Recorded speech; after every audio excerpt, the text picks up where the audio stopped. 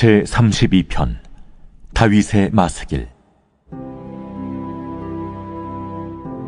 허물의 사함을 받고 자신의 죄가 가려진 자는 복이 있도다.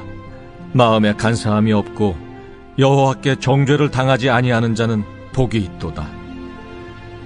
내가 입을 열지 아니할 때에 종일 신음함으로 내 뼈가 쇠하였도다. 주의 손이 쥐하로 나를 누르시오니 내 진액이 빠져서 여름 가뭄에 마름같이 되었나이다.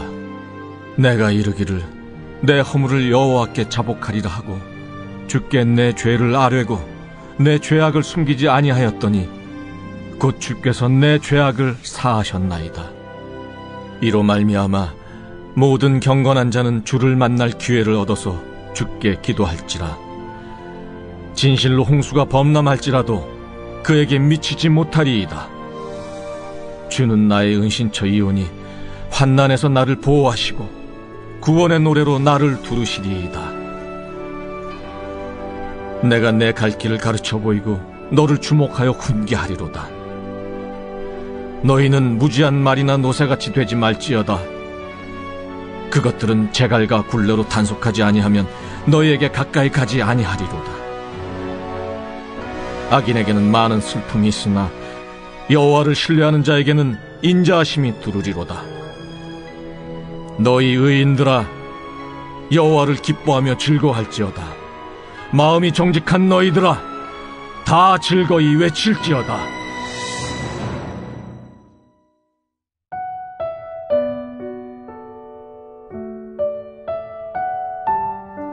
샬롬, 안녕하세요. 죽전우리교회 성도 여러분, 조재흥 전도사입니다. 오늘은 다윗의 마스길, 다윗의 교훈이라고 불리는 시편 32편을 묵상한 내용을 함께 나누기 원합니다. 용서받은 기쁨을 고백하고 있는 시편 32편은 복되도다 라는 말과 함께 시작됩니다. 누가 복이 있는가를 살펴보면 허물의 사함을 받고 자신의 죄가 가려진 자가 복이 있다라고 말씀합니다. 또 마음에 간사함이 없고 여호와께 정죄를 당하지 않는 사람이 복이 있다라고 말합니다. 시인은 죄사함을 받은 자의 행복에 대하여 선언하고 있는 것이죠. 용서받은 자의 기쁨을 말하고 있다라는 말씀입니다. 이는 시인이 자신의 경험으로서 용서받은 기쁨에 대한 감사를 표현하는 것인 동시에 이 시를 읽는 사람은 누구든지 여호와께 사함을 받는 복된 자가 되기를 원한다라는 교훈이 담긴 말씀입니다. 시인이 과거에 죄사함을 받지 못하고 용서받지 못했을 때 자신의 심령이 어떠했는지를 말해주고 있는데요. 내가 입을 열지 아니할 때에 라고 표현되는 하나님께 죄를 자복하고 회개하며 나아가지 아니하였을 때에는 종일토록 신음하였고 뼈가 쇠하여가는 고통 가운데 있었다라고 합니다. 또 주의 손이 주야로 나를 누르시고 내 진액이 빠져서 여름 가뭄에 마름같이 되었다라고 합니다.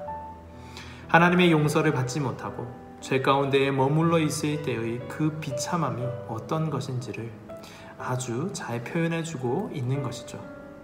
그런데 그러한 비참한 죄인일지라도 하나님께로 간사함 없이 솔직하고 정직하게 나아가면 모든 문제가 해결됩니다.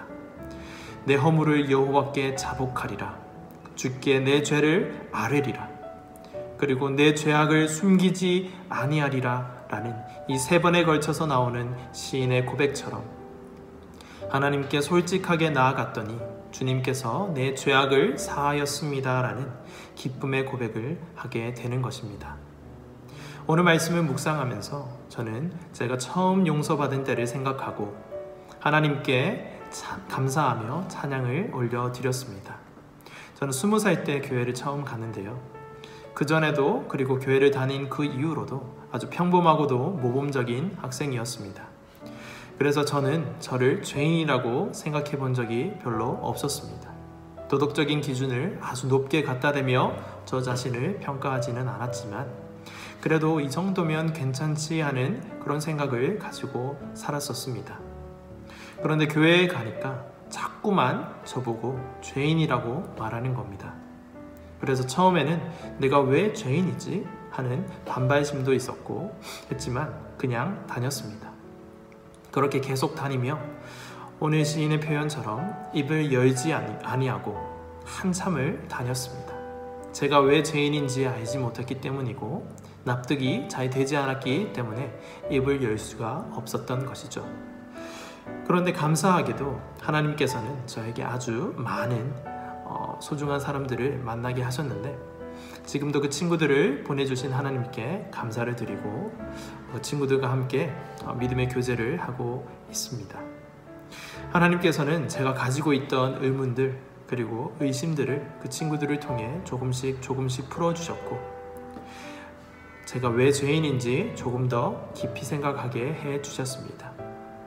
그렇게 신앙에 관한 고민들이 풀려가고 있던 어느 날 갑자기 불안한 마음이 엄습하였습니다.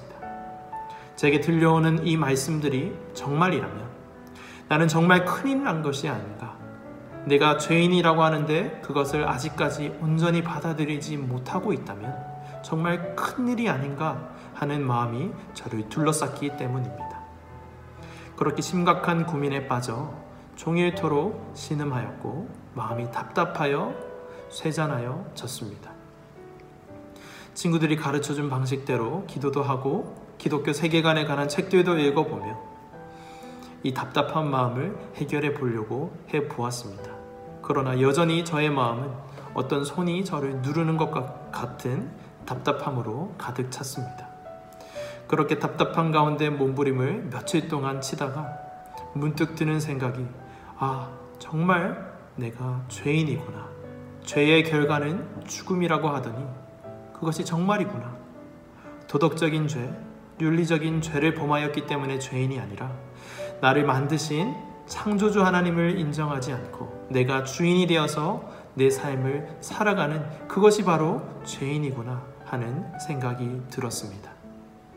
그리고는 입을 열어서 여호와께 자복하며 나아갔습니다. 저의 죄인됨을 인정하고 주님, 이 죄인을 불쌍히 여겨 주옵소서 하며 기도하였습니다. 하나님께서는 그날 저의 모든 죄를 덮으시고 용서해 주셨습니다. 사랑하는 성도 여러분, 똑같지는 않겠지만 우리 모두 비슷한 경험을 가지고 있을 거라고 생각합니다. 우리의 입을 열지 않고 회개하지 않을 때에 우리의 영혼은 말 못할 만큼 답답한 상황에 처하게 됩니다.